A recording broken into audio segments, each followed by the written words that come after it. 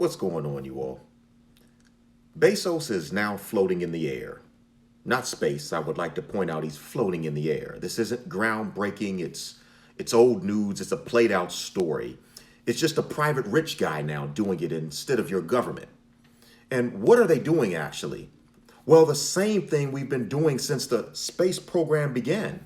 And that is deceiving people that they are going to or are actually in space. The truth is, and they were forced to admit this recently, they are and have always been in what's called low Earth orbit, LEO. Go research it. The only humans alleged to have actually gone into actual space is the Apollo missions.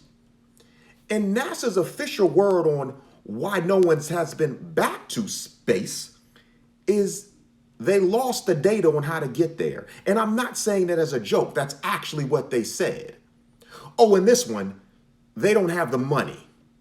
And if you believe either of those stories, I'm sorry to say this, but I don't know of another way to say it. You can't be too bright, because you should have figured out by now this nation has an endless supply of paper.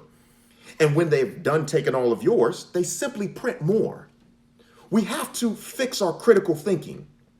This is an overhyped waste of time. Does anyone remember the supersonic flight, I believe, from New York to Paris? Where's that now? Everything was going to change. Please pay no attention. These dummies at NASA, which they must be brighter than I give them credit for, because they've convinced us that it's way too expensive for them to go back to space. And they need to re-engineer everything that worked so well back in 1970. That under-engineered stuff that actually took them to the moon doesn't cut it anymore. But magically and surprisingly, this rich man going to low Earth orbit is somehow going to make it cheaper for all of us to get to space. Please tell me they're not getting us with this, but they must be, because I see a lot of excited people. It can't be both. It's either one or the other. It's either too expensive or it's going to get cheaper. So we've got more rich people floating in the air.